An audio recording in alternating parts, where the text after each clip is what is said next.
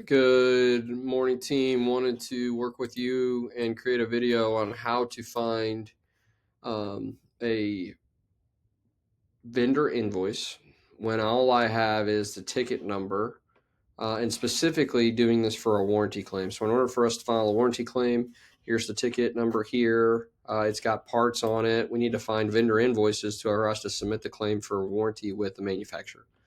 So, I have the ticket number. I go into the ticket number. I'll search by part number, and this is the part number that I'll choose to search for. And if I've got the part number, but I don't know what the purchase order is next for me to find the vendor invoice, I'll go in here to Great Plains. I go to the purchasing section in Great Plains. I'll go to the inquiry tab, and I'll go to the purchase order items. Purchase order items will pop up a tab that looks like this. We're basically searching by part number to find purchase order number. I'll hit it, put it in here, paste it both times. I'll hit my 2 check marks. I'll hit redisplay, and it'll show up right here, the purchase order that I purchased. Usually it's closer, see there's 2 different dates, but usually it's the one that's closer to the date that's associated with what's going on with this ticket. I can check it, hit the PO number in blue there. It'll pop up here. Obviously, it gives me notes that this was purchased from GD Little Rock. These are the parts. They match the same parts on the ticket for the most part. All right, so if you're lucky here, we're trying to find a vendor invoice. Somebody has attached the vendor invoice to the yellow note, and you can see different attachments here of the vendor invoice that we're looking for. And in this case, it's the second attachment, and it's this vendor invoice. So I print this vendor invoice. All done. Good. However, it doesn't always work that way. So let's just say you've gotten this far, no vendor attachment. What do we do? So I'm going to the Gordon River system to show you how this will work. And I'll clear this out to start. All right, I'll clear this out to start. You're going to go to you get to Gardner Denver. You'll go to the sales order search button. This is our account number. So obviously we're in Little Rock, and you can see that here on the purchase order, GD Little Rock. All right. Select the channel. It's in the compressor channel. I don't have an order number. I do have a purchase order number. Okay. You can search by purchase order number, which is the easiest way for me to recommend. But you have to get it right there. Sometimes if you don't match character for character text, it doesn't work well.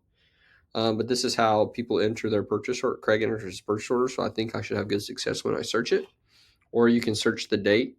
You can put the from date. Let's just say it's December the 10th, and it's purchased on the 12th or the 11th. I always put the 10th here, and then I'd put on the 2. I'd put it on that Friday, the 12th, and then it would search in those date range for everything that's been purchased within those date range. If you can't figure out, can't get the characters to match exactly. So I search it, and it'll give me the order number here.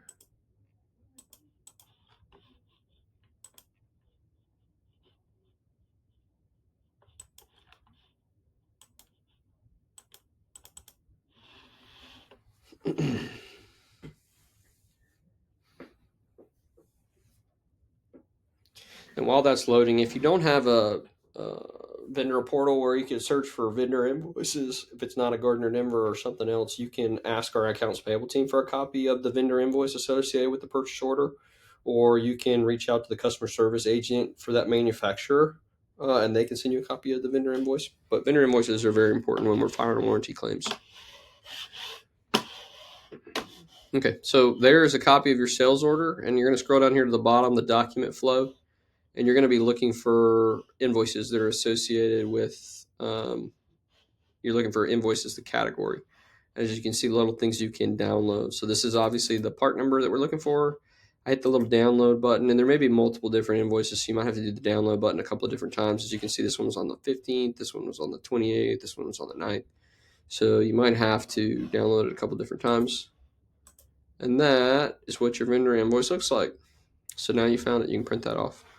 All right, well, it should look very similar to what we've already seen here, which Craig did a nice job of getting this attached on here. So it should be the exact same invoice number. That's how you find vendor invoices. From a service ticket and a purchase order, or from a part and a purchase order, and then tracking your way back to find a vendor invoice. Thanks so much. I appreciate your time and looking into this, and let me know if there's anything else we can do to help.